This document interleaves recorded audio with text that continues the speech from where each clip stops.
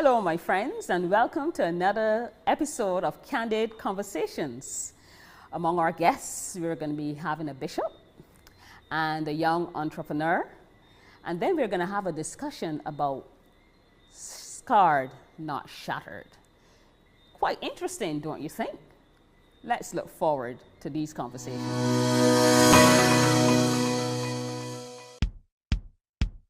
Barbados, are you ready for the Beige to the World Finals? It's here, and it's AYP at your place. Sunday, March 21st, 2021 at 7:30 p.m. Choose your entry. CBC TV 8, CBC Online, Trident 10 TV, Barbados Today, or Beige to the World on Facebook. Who will be the winner? Chad Bowen, Rebecca Carter, Trinity Clark, Kashida Dodden, Anna Greenidge, Destiny Hunt, Dwayne Jones, Dario Piggott, Regina Ruck, Cindy Springer, Shakira Straker, or Justin Taylor. Fantastic prizes up for grabs. First prize, $10,000 plus a recording and marketing contract. Second prize, $5,000. Third prize, $2,500. Beige to the World Finals is AYP at your place. Sunday, March 21st at 7:30 p.m. Don't you miss it. Beige to the World is powered by the Community Development Department in the Ministry of Youth, Sports and Community Empowerment. Connect and follow us on Instagram at Beige to World and on Facebook at Beige to the World for all updates. It's Beige to the World.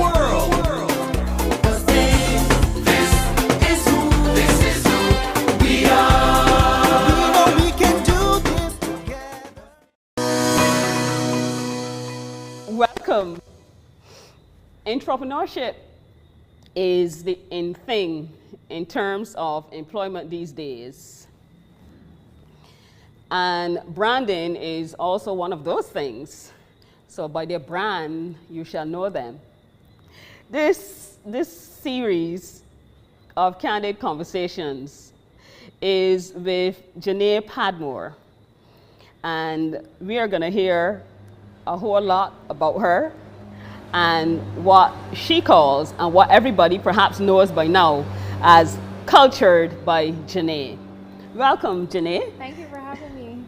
So tell us a bit about Janae. Okay, so Janae, Other than the way your name is spelled is not the way it looks. I would have pronounced it. Okay, so Janae is a creative. She's a cultural practitioner. She's a dancer. She's a dancer. Yes.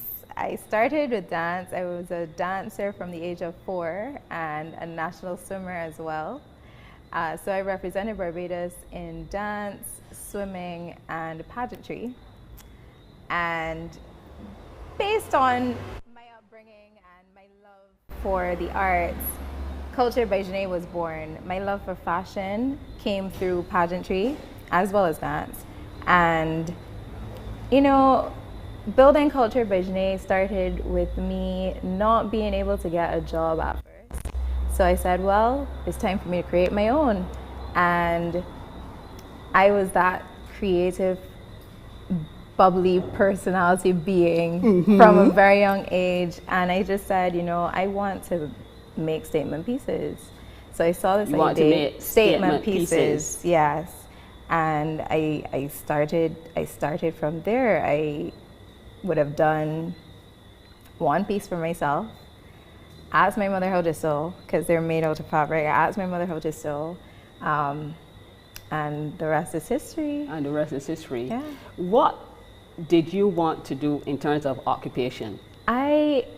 Back then in university, I wanted to do event management at first.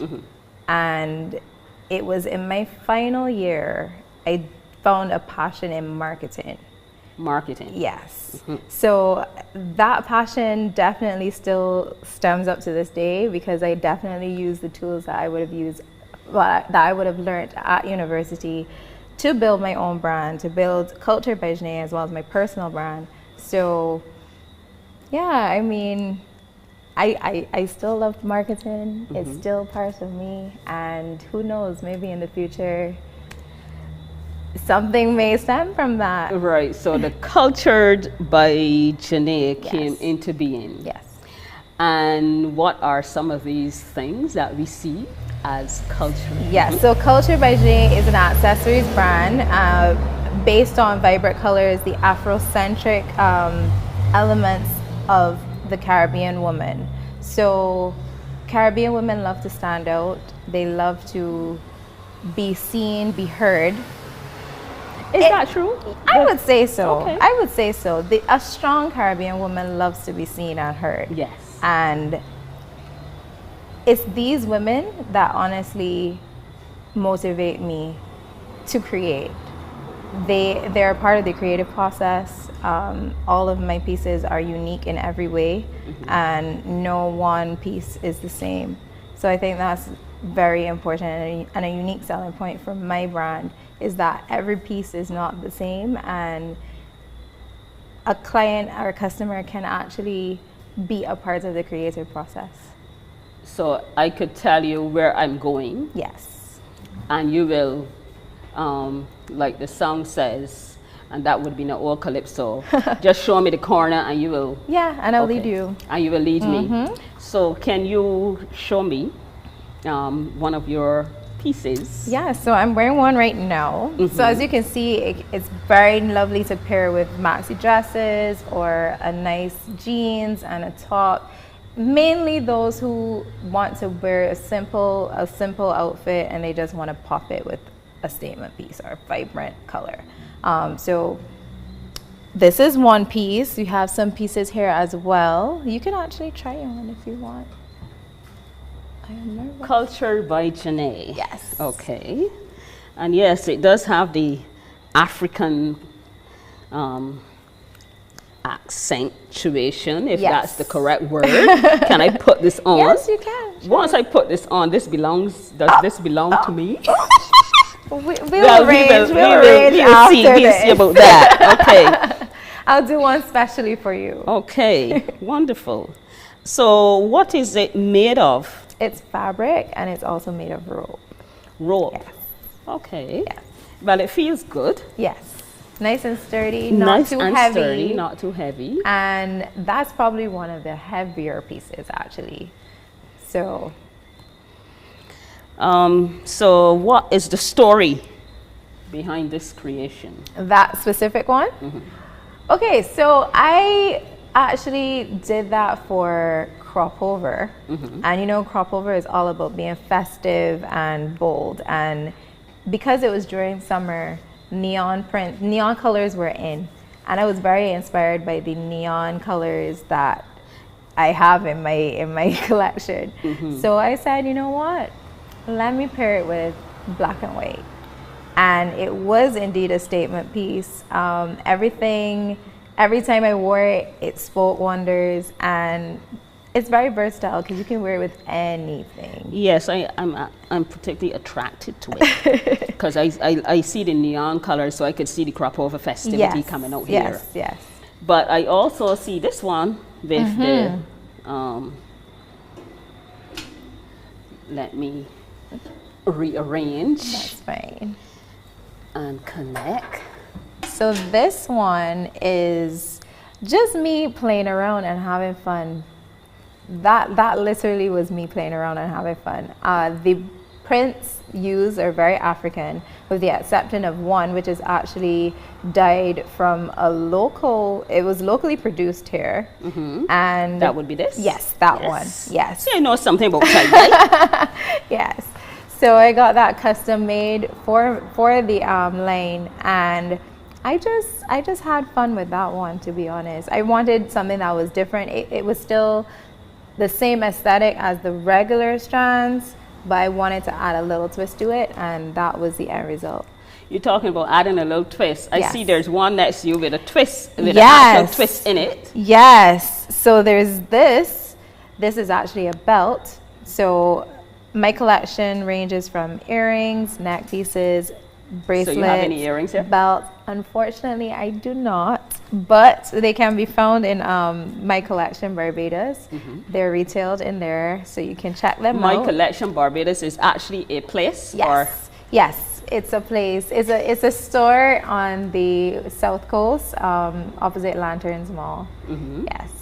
So that is where we can find Cultured by Janae? Yes, you can. Yep. Any place else? Yes, of course, you can order from our Instagram or Facebook page. We are on social media, so you can find us there. I am always willing to take your DMs, your direct messages. I'm always there for customer service. If you have any questions whatsoever, feel free to reach out. You can also email me as well. And we can have discussions. My number is on the social media page as well. So if you want to call, feel free to have a conversation. If you know that there's a specific event that you need a piece for, we can have consultations. So you will actually design something for me for church? Yes, I can very much do so. Okay, so it's not all culture. Because when I think of culture, I think about socializing activity. No, it's any event. I've even had some people who've got pieces made specifically for the boardroom. For the boardroom? Yes, because they wanted, for an office setting, because they wanted something that stood out, but it was still simplistic. Okay. And that's the powerful thing about these pieces. They're very customizable, so they don't have to be bright colors. They can be neutral colors, they can be solids, whatever you want them to be, they can be. Okay. All we have to do is to give Janae a call. Yes. And we can reach her on Instagram. Yes. Instagram or Facebook. And all that is part of your marketing strategy that you started out at university. Yep. And now it has come all together as you seek to let women look good. Yep. Make a statement. Yes. Even though they like to speak, they not only speak, but they're seen. They are seen as well. All right. Any upcoming projects? Yes, actually. So, yes. On October 17th, I will be launching a new project. It's geared towards highlighting 5 women. It's a launch of a new collection because they were able to create pieces for themselves to fit their personal styles, and they were highlighted. So 5 women, 5 strong cultured women, 5 new pieces, and the launch starts on October 17th. So if I miss the launch, what is there for me? You will see it. It's going to be posted on our social media pages as well as YouTube, so you will see it for sure. Wonderful. Janae, it's such a pleasure talking with you. Thank you. Young, not upcoming, already present, entrepreneur. Ensuring that we women not only speak, but when we stand, we make a statement. Yes. Awesome. Definitely. Thank you so much. Thank you very much for having me. Yes, this was a pleasure. Candid Conversations. Thank you.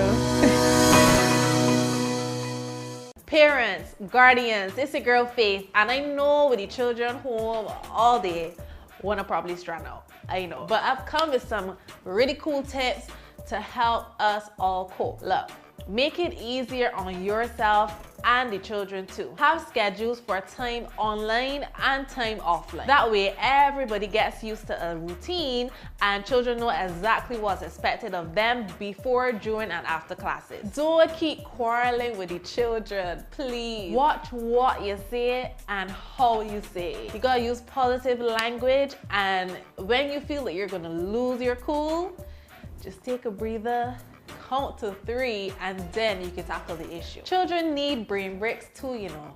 Encourage them to do something fun every day. In fact, you should probably join with them too. Listen to your children. It's rough for them too, you know. So let them know that you care about how they feel, and remember that COVID is just as novel to them as it is for you. So give these things a try. Trust me. Let me know how they work. It's possible to share in the same space and still remain safe. Once we work together, we could definitely see this through. We got this. Lovey-dovey, come on, minute. I got some tickets here selling to the Bears to the World Finals on this Sunday, March the 21st, 7:30 p.m. Cheap and sweet. Come and get your tickets. Come. Hey, you! Come from over here before you lock you up. Don't mind, see? Bears to the World is free. F-R-R. You can watch it on CBC TV 8, CBC Online, Trident 10 TV, Barbados Today or Based to the World on Facebook. Yes.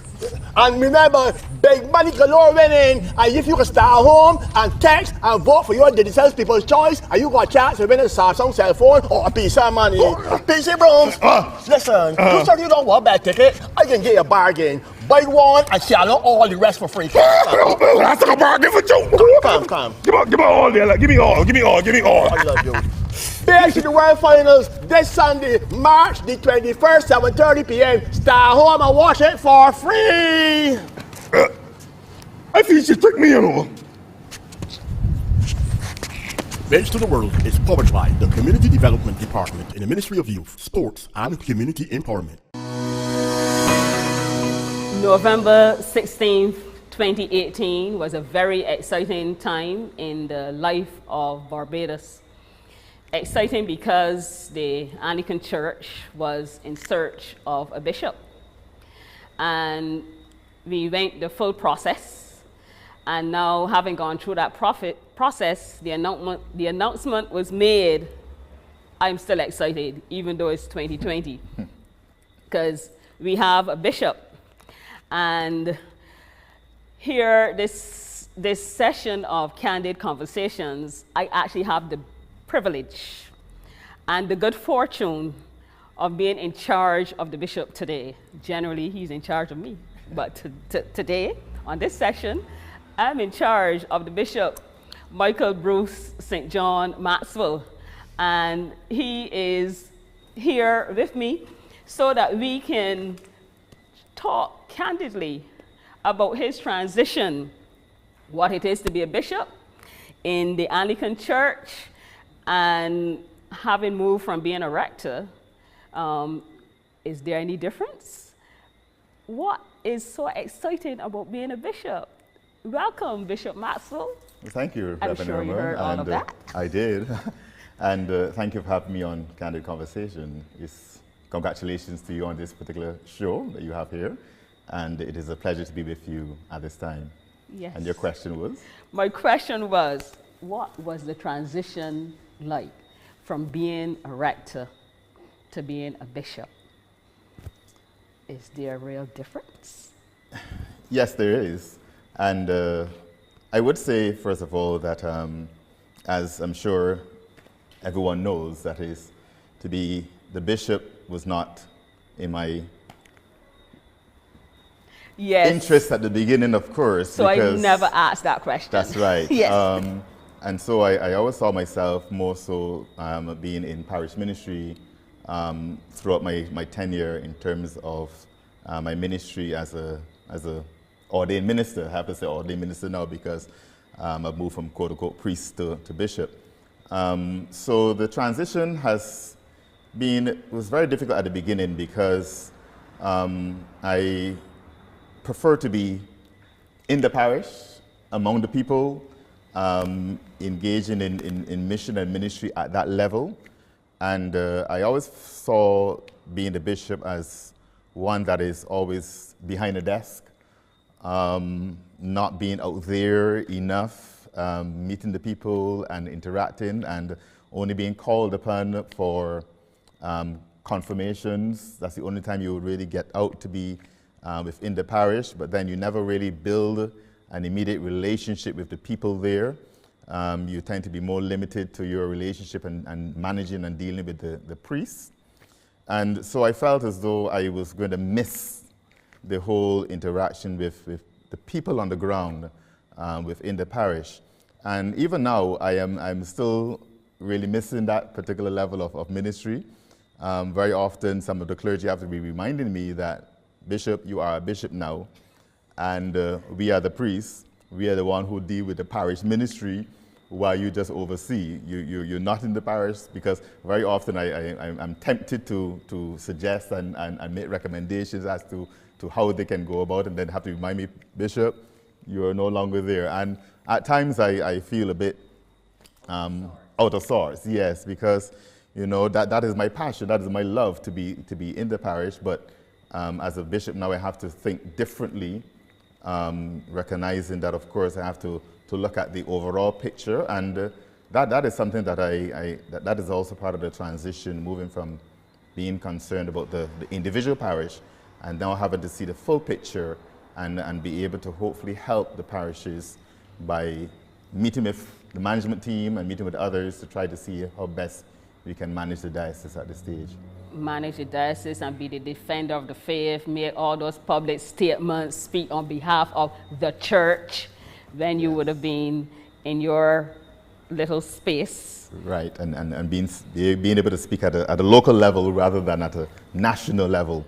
And that I haven't yet fully transitioned to that aspect of being able to respond to a lot of national issues. Of course, yes, the media will still try to reach you and so forth, and they expect you, of course, to be able to speak directly to certain issues. But I'm still growing in that area because me, for one, I don't like so much the public eye, but I had to become that person. And so this is also something that I'm also growing, and that is also part of the transition that I'm a bit challenging because I am not one who likes the public eye so much, you know. And as you speak about your own self, I know you have a family.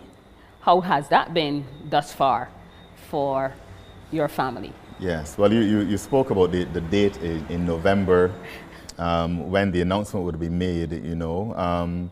But a few days before that would have been when I would have been given a call from the bishops, well, the senior bishop at that time, Bishop Brooks. And, you know, then I had to, of course, discuss it with the family first, particularly, of course, my wife and my two sons, to find out, you know, because I still needed to find out, is this really God who is calling me to this particular level of ministry?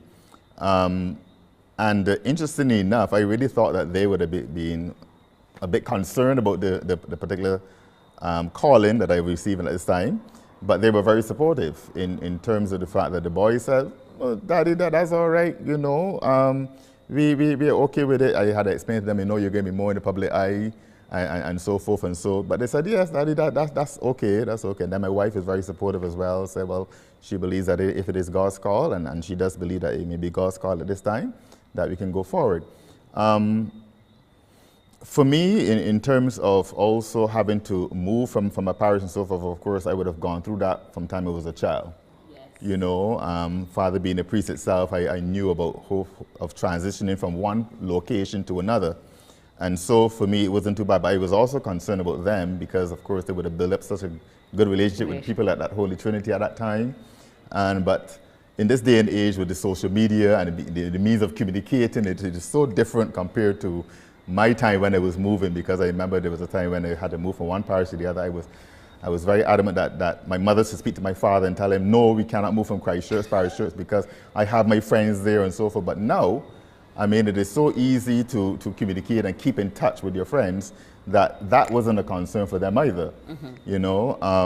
And right now, for them, it is also a situation where my boys are able now to also, where we're living, they have connected themselves to St. Augustine's Church, and they're very much involved in there. So that keeps their mind as well, and keeps them, rather than having to go about with Daddy wherever Daddy goes, wherever church and so forth, they have found their own church to be at. And so they themselves are pretty much comfortable. My wife herself, she, because her job was very strenuous before, and again, for me, it was a situation where I was not finding as much time now, having become bishop, to be able to help my boys with their studies and so forth. So for her, she had to resign her job, and now she's into consultancy only so that she can manage her time to be able to spend more time with the boys. That's awesome. And so that is their transition as well, to try to hopefully make all ends meet at this time to try to help our family be able to cope with this new phase in our lives. You know, also the flexibility as well, because she also felt as though she needed to travel with me sometimes when I go to certain meetings overseas, because they allow the spouses to go to certain meetings. And so again, to resign from her job will give her the flexibility as well now to be able to go with me. So she would, with consultancy, she can manage that her time a little easier, rather than having to be responsible to a boss, you know, and asking for time and so forth. So in relation to my mom also has been living with us as well, and I found myself as well unable to spend as much time, and for her it was a very difficult transition as well, because at Holy Trinity, again, when in the parish, you're home most of the time because so she can see you, so you communicate with the people when they come to the house and so forth, the rectory where she is and so forth. So I'm home more than I am now, right? And so for her too, it was a case of now recognizing that I have to miss my son a lot more after she had gotten so accustomed to him being home, you know, around. So for her as well, it was a transition, and as well, I'm not finding as much time really to have been able to deal with her and take care of her as I would have loved to, but all of that is in my transition as well, and their transition as well. In your transition, their transition. That's correct. And being bishop is not only being bishop in Barbados, you have to go travel to the province when they have provincial meetings. That's correct. And so on and so forth. Yes. Yes. I do not envy you, but I must say I do support you. Okay, thank you. And continue to pray for you, especially in these challenging times, because it seems as though you have come at a time that the world has changed. And the world has dealt us a heavy blow. That heavy blow, you know what I'm talking about, COVID-19. How has the church been coping? Yeah, you know, so excuse me. You know, I was reflecting on everything that has happened since the consecration and enthronement. And I think that I probably used the wrong word in the enthronement. Which word might that have been? Well, the wrong phrase, I should say, when I said that it's a new day. It's a new day. You know, and since then, everything just seemed to have just changed in our world, you know. So I believe, of course, that message, of course, came from God in relation to recognizing that we are going to be in a new time, and there must be a new way for our church to minister in this day and age.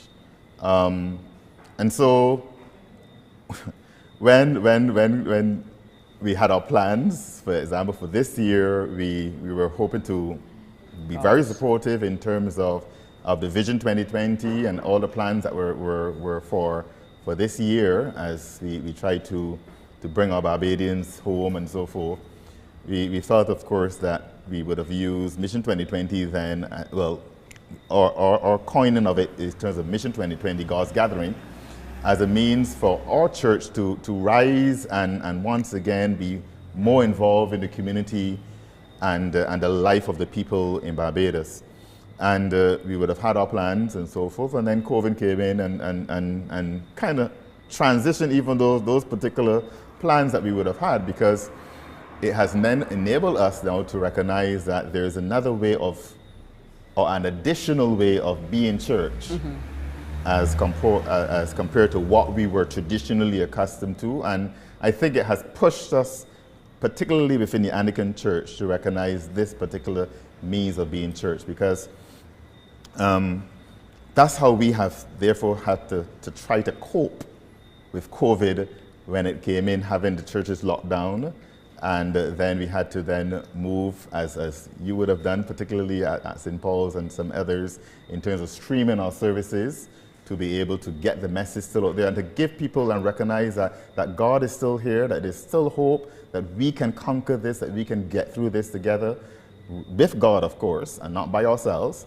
And so we were able to do that. But, of course, we would have had the challenges of, particularly along the financial line. I still believe that we were able to still meet the people, because we, of course, were encouraging our clergy to continue to make contact with the people by way of telephone, by way of email facilities and the technology.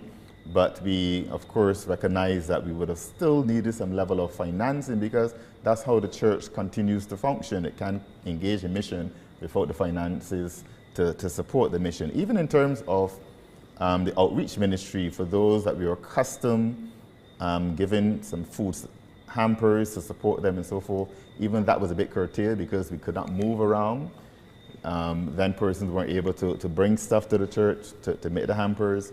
So along that line, that's where we would have had the challenge, but we have moved towards the whole thing of Mission 2020 by way of using the social media to reach the people. Reach the people. I am still, I still can't believe that I'm actually living through this era, to tell you the truth.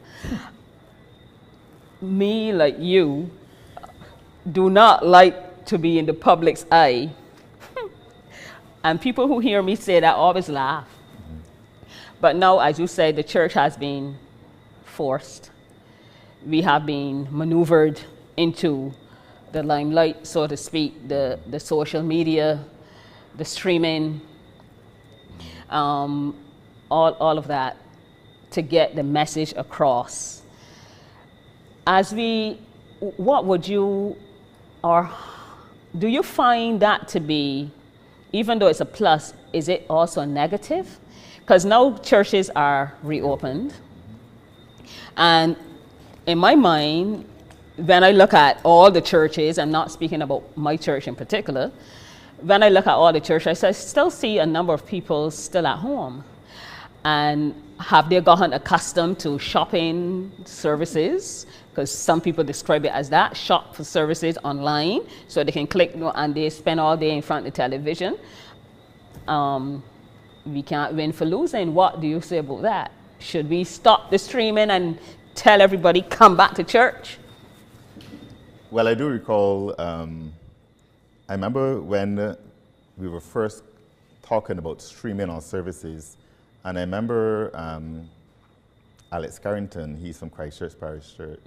No, Alex Waterman, sorry. Waterman, yes. From Christchurch Parish Church. Yes. Yes, that's correct. That's why I was mixing them up. I remember when he raised the question or made a suggestion that the churches, this is a while ago, that the churches need to move towards streaming. I remember there was a big objection or concern, as it is, as you just expressed just now, concern that if we do the streaming, then persons will not come out to church because they can receive it at home and so forth. And it is still the concern, of course, at this time now, because, but what I found amazing is how God has brought us to this stage of recognizing that we needed to move beyond where we were in terms of meeting behind the four walls within our churches, and be able to allow his message to spread beyond the four walls to meet other persons who themselves would not be interested in coming to the in-person, behind the four walls type of church. And there is still the concern, I mean, even in terms of the diocese continuing its services on Sunday by way of the same streaming. I have received concerns where persons are telling me, well, Bishop, you know, if you're going to continue this year, you're really hindering persons from returning to church. But then I still have to be concerned of those who are still afraid of coming back to church, that they still receive some sort of spiritual nourishment. Also, those who will never attend church, or as I said, in terms of the physical structure or being in the physical building, that they themselves, because we recognize, of course, that we are also not only catering to those who Our members who used to actually come to the actual in-person worship before, but we recognize that there are others, even some of our shut-ins now, who are unable to actually be there in person. They can actually have the opportunity to worship with us through the streaming. And so, even although, as I said, yes, and it does concern me that persons may be a bit slower to return, I still believe that persons are slower to return, not so much because we're streaming, but because still they are so fearful of the COVID-19 pandemic.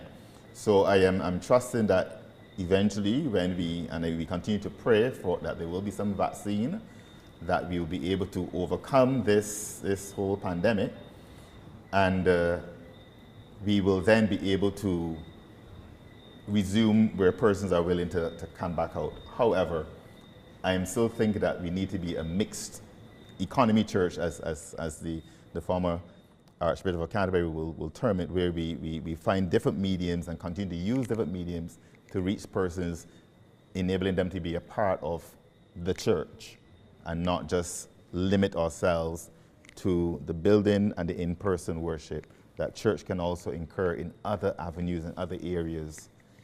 And streaming is one of those. Thank you so much, Bishop Michael Maxwell, for coming to share with us this evening about your journey thus far. If there is one thing that you would like to say to the entire world right now, what would it be? In 1 minute or half a second. We are in changing times, and I want us to continue to be a resilient people. People who are not led to despair, but rather recognize that God is still with us and that God will continue to help us, and that we need to continue to rely on Him and seek to live our lives for Him, and He will see us through. So I bring that particular thought because at this time when we are facing and battling with this COVID-19, we find that persons are are losing hope, but we continue to trust, and we will continue to do what we can to help ourselves, and we continue to love each other and work with each other. Well, thank you so much. Bishop Michael has reminded us that we are a resilient people. That indeed we are. And COVID-19, whatever it is that comes on the stage, God will be our guide because He is still God. Amen. You heard all of that from the baby bishop. That's right. The baby bishop. That's right. In the province, yes, he's the youngest, the last one to be consecrated. It was such a pleasure talking with you. Thank you, Rev Erma. Pleasure being here. Okay. Philip Seven here, and I want to applaud all you teachers and principals for the phenomenal job you're doing. COVID-19 has changed the way you teach, but you took up the challenge to find innovative ways, and you rose to the occasion. It is challenging, yes. It is stressful, yes, but massive kudos to getting it done. But as you care for your students, I want you to take care of yourself too. Here are some ideas. Practice healthy eating habits. You are what you eat. Stay active, even if for just 10 or 15 minutes a day. A healthy body is as important as a healthy mind. Make time to relax, meditate, listen to some music, read a book, or simply nap. Remember, the way children need breaks, so do you. Unplug. COVID, exhaustion, and information overload are real and can take a mental toll. Reduce the time spent on sites and platforms which add to your feelings of anxiety. While teaching may be your superpower, accept that you aren't superhuman. Don't overextend yourself. Be assertive, but don't feel guilty for saying no. You cannot be everything to everyone. As the older people would say, you can't pour water from an empty cup. So, take care of yourself, and we'll get through this together. We got this. Barbados, are you ready for the Base to the World Finals? It's here, and it's AYP at your place. Sunday, March 21st, 2021 at 7:30 p.m. Choose your entry. CBC TV 8, CBC Online, Trident 10 TV, Barbados Today, or Base to the World on Facebook. Who will be the winner? Chad Bowen, Rebecca Carter, Trinity Clark, Kashida Dodden, Anna Greenidge, Destiny Hunt, Dwayne Jones, Dario Piggott, Regina Ruck, Cindy Springer, Shakira Straker, or Justin Taylor. Fantastic prizes up for grabs. First prize, $10,000 plus a recording and marketing contract. Second prize, $5,000. Third prize, $2,500. Base to the World Finals is AYP at your place. Sunday, March 21st at 7:30 p.m. Don't you miss it. Base to the World is powered by the Community Development Department in the Ministry of Youth, Sports and Community Empowerment. Connect and follow us on Instagram at Base to World and on Facebook at Base to the World for all updates. It's Base to the World.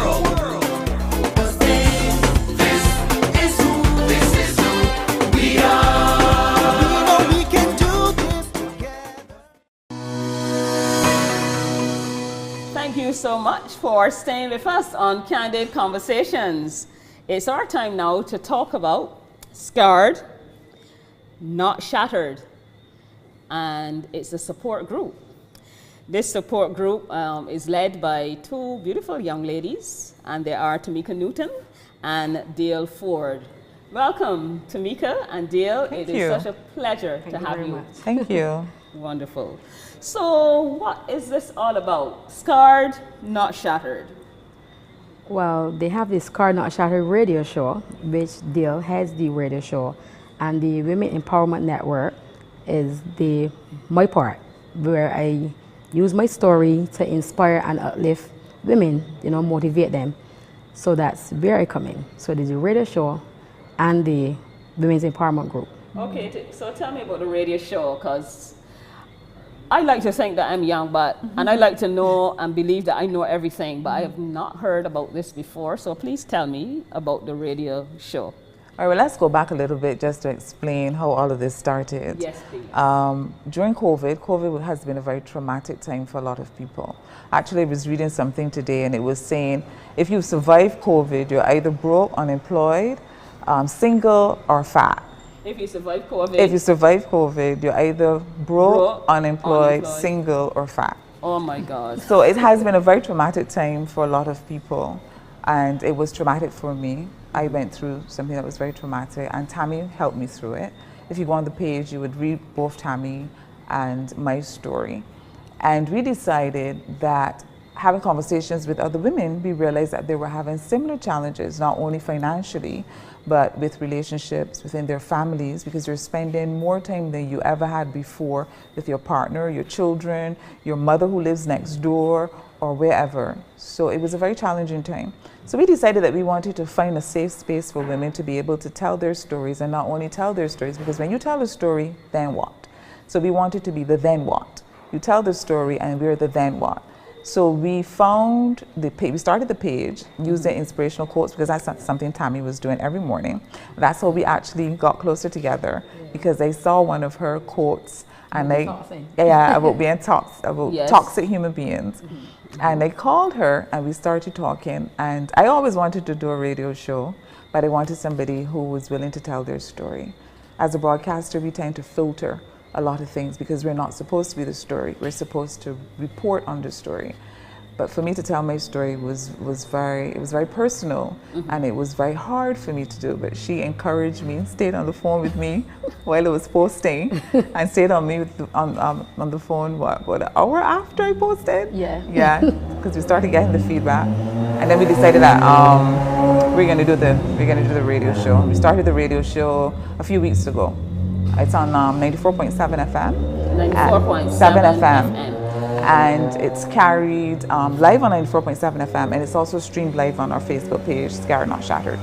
So you have a Facebook page? We have a Facebook page. We have an Instagram page as well. Instagram? Yeah. I need to get on the Instagram. Yeah, you do. Yes, I'm already on Facebook. I don't use it very much. I put my face and a book. Yeah, but if you're not somebody who's into social media, because we wanted to reach as wide a demographic as people as possible, so that's why we decided to go on radio as well. And a lot of people are starting online conversations, and we just wanted to stand out more. So we decided, let's include radio, and have it streamed live on Facebook. But tell me about this quote. What quote did Dale see that you posted? Okay, I normally wake up if the spirit hit me and tell me to write something, I would write it. So if the spirit hit you? The spirit. Yes, please. Yes. I'm talking about the Holy Spirit. The Holy Spirit, not yes, please. Not the other spirit. Have to make sure. Yes, please. Yes. So I remember I got up one morning and I was on my whole journey to living a more healthier lifestyle. So I said, I'm going to start this detox. So I said, somebody said, well, just don't detox physically, detox spiritually and emotionally as well. I said, yeah, that's how we're going together. So I said, well, let me put it up on Facebook. So I said, I'm not just detoxing physically, but spiritually and emotionally and mentally as well. So that's what caught the attention, because she probably thought that I was going through something. Yes, I was. And we both, we chatted on Facebook, and then she was able to open up and let me know certain things that was happening. I was able to tell her, I have been through this, and this is how I dealt with it. It was very open, very authentic, and didn't judge. Yeah. I listened, and when it was my turn to talk, I talked. So did y'all know each other before? Well, we used to work together before. Yeah. But just like we just say, hi, how are you Yeah, doing? we're more Pass. colleagues Yeah. than Chicks in the passing. night. Yeah. But she was always very friendly and very complimentary. When she saw me, she would always make me laugh. She Okay. would always say something that would make me crack up. And then when I saw her, I saw you at the supermarket. Yes, the I saw her at the supermarket, yeah. supermarket. We were chatting very briefly. And then I saw her Facebook page. And then that's how we reconnected. Connected. Yeah. Okay. All right. So this support group that you have started, we get the privilege to hear it on the radio and also on the Facebook and the Instagram. Is it only for women? Can a man ask for support as well? Yes, we're not just supporting women because there are men that have scars as well. And I found that since we started... So these scars, I have a scar. I can't remember, but I have a scar. So this is the scar we're talking about? We're talking about the physical scars and emotional scars. Or physical and emotional. scars. Yes. Yes, mental scars.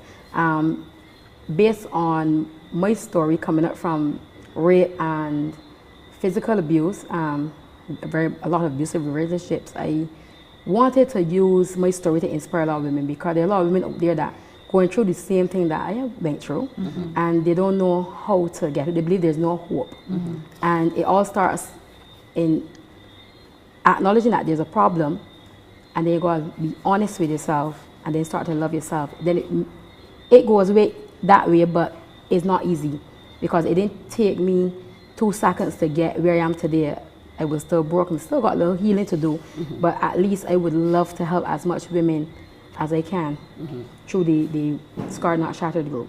We work very closely with the Men's Empowerment Network, Fabian Sargent. Yes, please. Yeah, we work very closely with Fabian because Fabian is a trained social worker. And as I said, there's the what if. So there's the what then, I'm sorry. So when you tell the story, what then? So we rely on people like Fabian who are trained social workers, trained psychologists, trained mental health experts. So trained social workers, trained mental health personnel, trained psychologists that we have through Fabian's recommendations that we have available to us, not only to guide us, because it's okay to tell your story, but we are not trained. These trained people then come into studio to talk to us, and then we have people who reach out to us, however they get in contact with us, and then we're able to reach out to them and say, we have somebody who needs help. Where do we guide them to? Where can we and we can speak to them, and they will be able to. But we work very closely with men because women will not heal, or they cannot heal effectively unless men heal as well. Unless men heal as well. Yes. So it has to be both. It has to be dual. We don't believe in having an antagonistic relationship with men.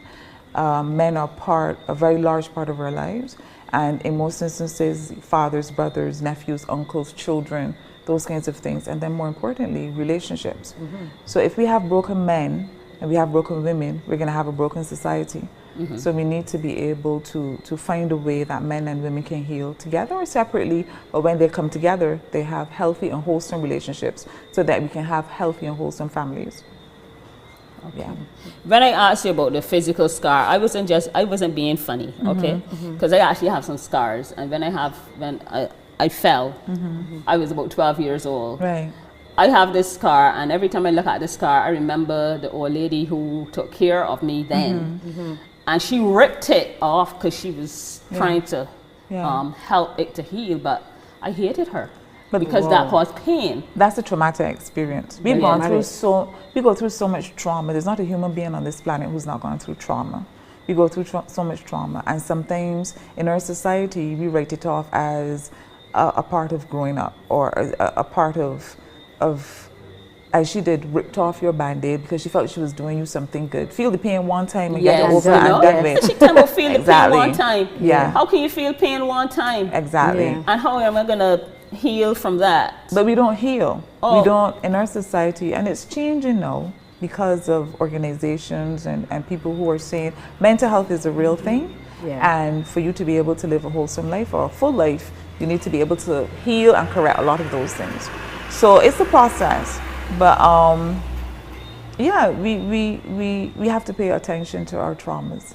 And that's what we're trying to do. We have to acknowledge it, like Tammy said. Acknowledge it. You have to acknowledge it and say, because I remember when I sent her a Facebook request to a lady, and I asked her to like the page. She said, "Oh, I'm sorry, Dale, I can't like the page because I don't have any scars."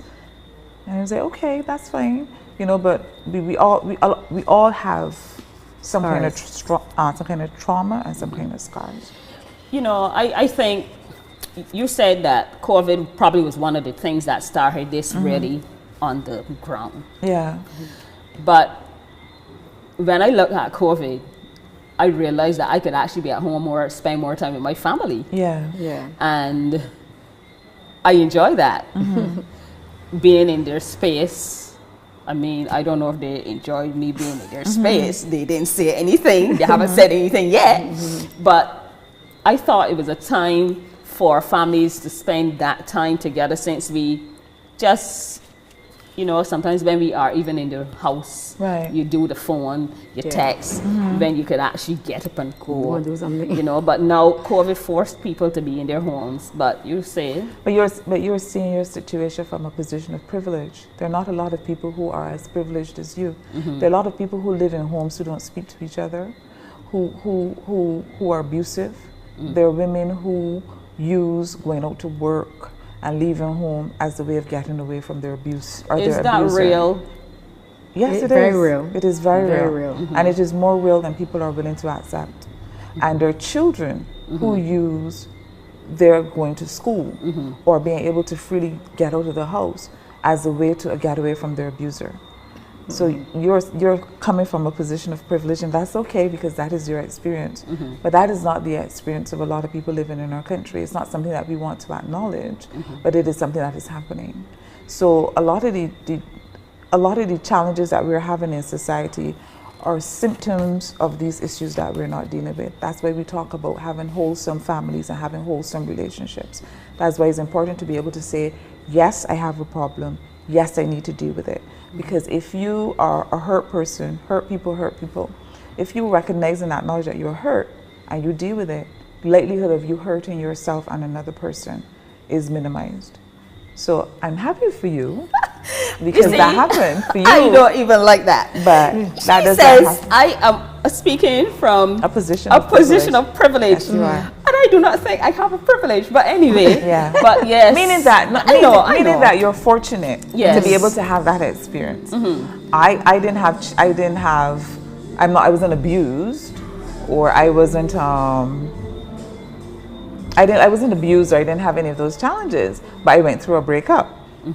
All during COVID, and it was very challenging. It was very hard for me, and I didn't have anybody to talk to until I spoke to Tammy. And there's so many women who've gone through the same thing, and men as well. And I had Tammy to talk to. A lot of them didn't have anybody to talk to. So the important thing that we need to recognize in any situation in life is that we need to be able to communicate, to share. You have to have somebody to talk to. And when you talk to people, no, I do not need my life in the Nation newspaper, nor the Advocate. So can I really trust you to talk to you? Of course, everything is confidential, and you made a very interesting point. You know, people were like, why did you feel it was necessary to tell your story?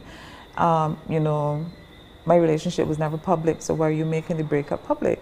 Because we wanted to do the show, and we wanted the show to be authentic.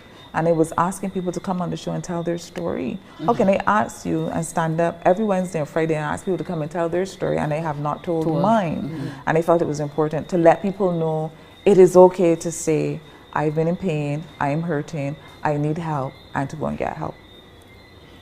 Okay.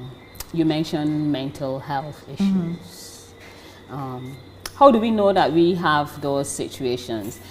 And you know, in Barbados ever since, and this is candid conversation, so I speak in Bayesian, okay?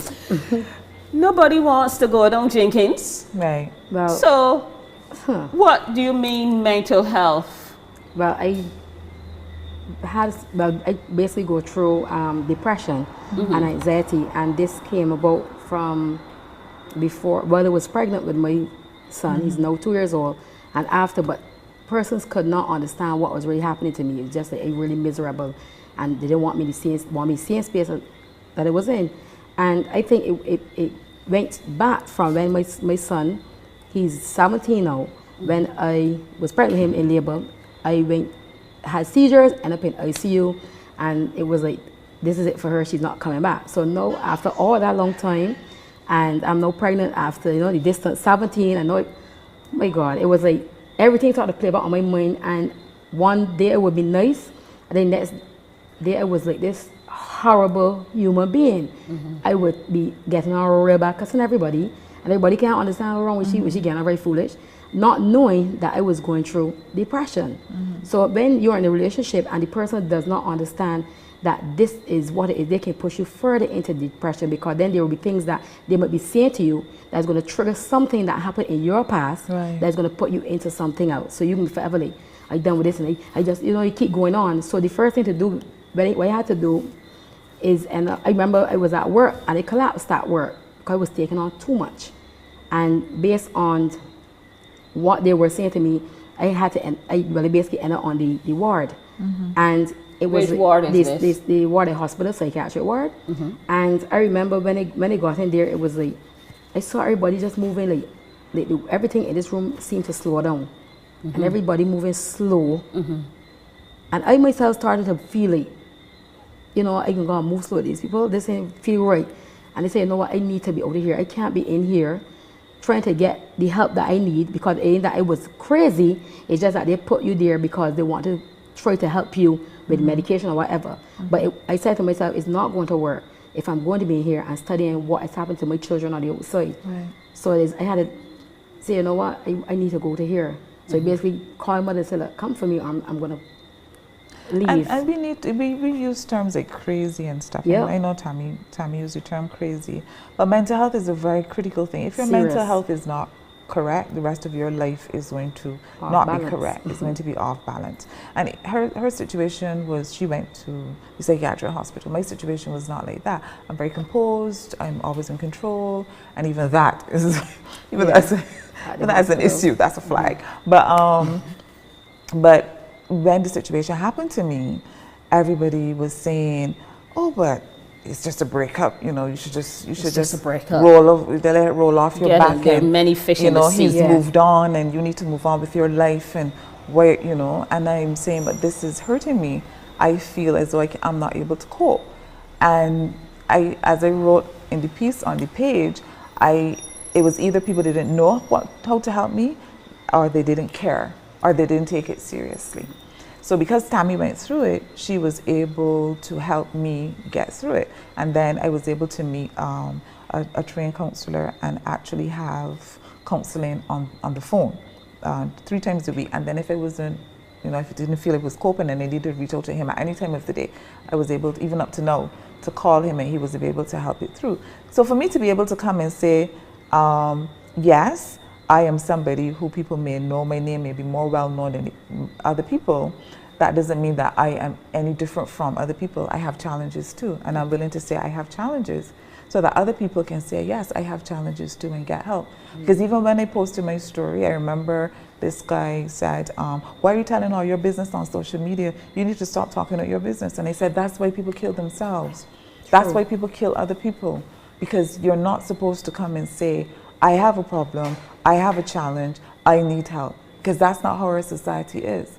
If somebody can openly go someplace to have a safe space, that's why I admire the work that Fabian and his team do from Men's Empowerment. They create a safe space for men to be able to come and say, because I have Tammy, we have sisterhood, you know, women can always find another female that they can talk to. But for men, it's even harder, because it's not, because of the hypermasculinity, it's not okay to come and say, I'm a man and I'm in pain. But the men's network group, they've said, yes, it is okay. It will be confidential, we will find help for you, and we will hold your hand.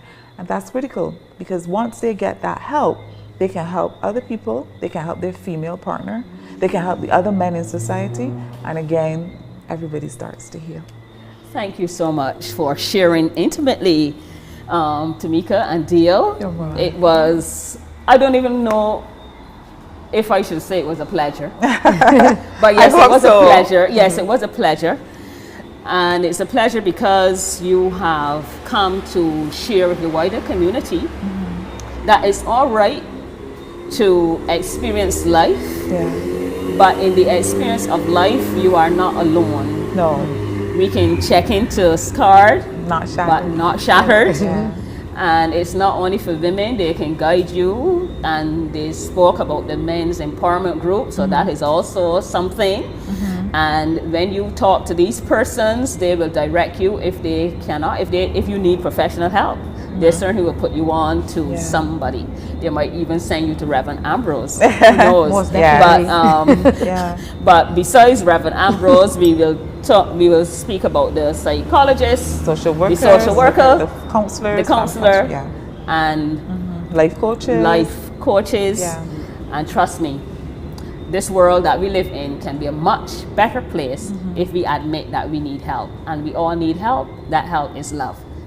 Well, thank you so much for being with us here on Candid Conversations, Tamika and Dale. It was such a pleasure. And as I say pleasure, I'm not sure if that's the word, but yes, it was a pleasure, because now we know that we can get assistance. Women certainly can get assistance if they connect with scarred but not shattered. And they have a Facebook page, and there is also a radio program. And they might even send you to Reverend Ambrose. But in addition to that, don't worry with the Reverend Ambrose part. If you chat with them and you need professional help, they will direct you to the coaches, the counselors, the psychologists, social workers, and the social workers, whatever is necessary. And it's not only for women. They can direct you to men as well, because they spoke about the men empowerment group. Okay? So all of us, we need help. If our society can continue to rise, we need to admit that we are going through stress, and we all do in some form or fashion. So, my friends, it was truly a pleasure on Candid Conversations. See you next time.